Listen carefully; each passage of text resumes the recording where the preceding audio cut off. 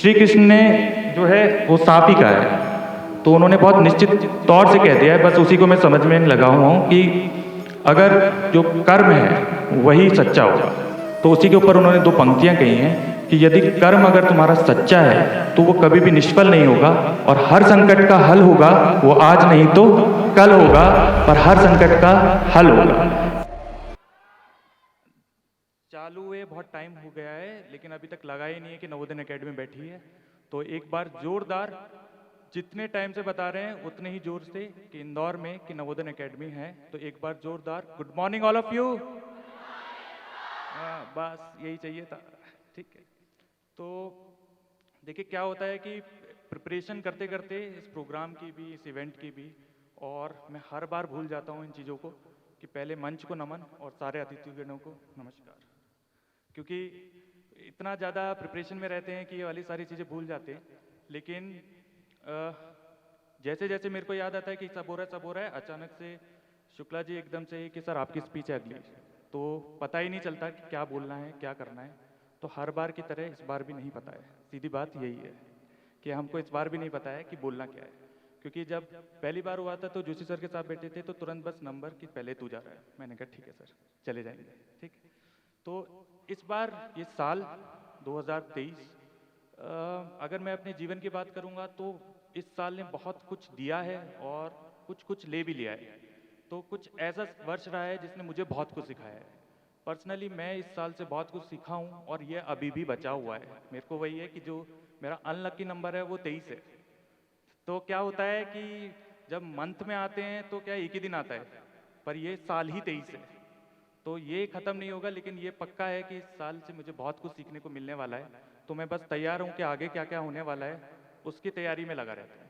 तो स्टार्ट करते हैं इस साल के सेलेक्टेड बच्चों के साथ, ठीक है।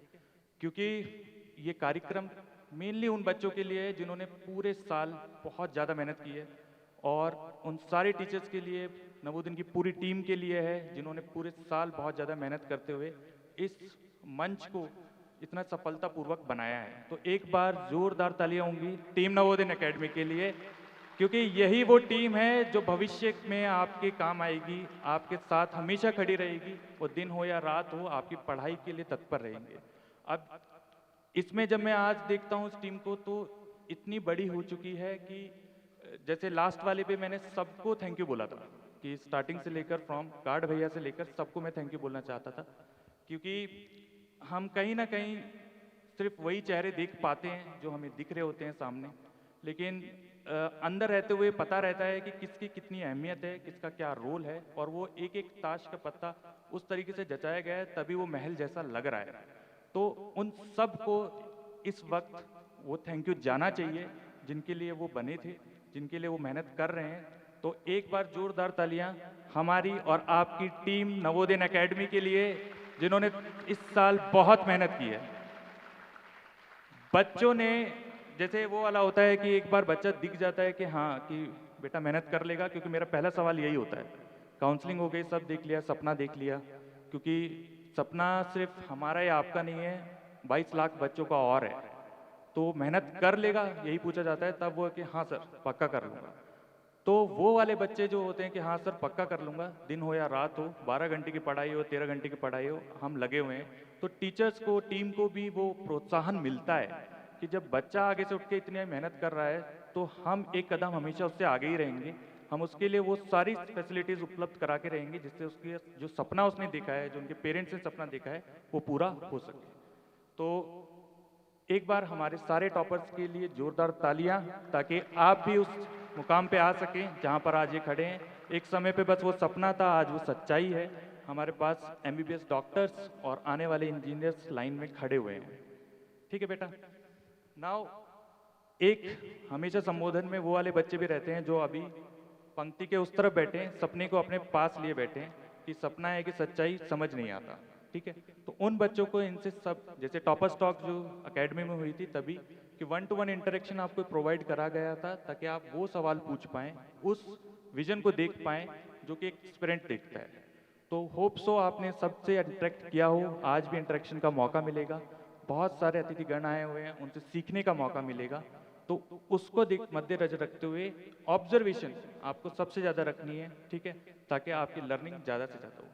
लास्ट ईयर भी मैंने एक स्पीच बोल के ख़त्म करना चाहा था कि क्योंकि हम यादव हैं तो यदुवंशी, तो वहीं से सीखने की कोशिश करता रहता हूँ कि क्या कहा है कृष्ण जी ने, कुछ मुझे भी समझ में आ जाएगा तो अच्छा ही रहेगा, तो बच्चों को भी समझा पाऊंगा कि हाँ कहना क्या चाह रहे हैं आखिरकार।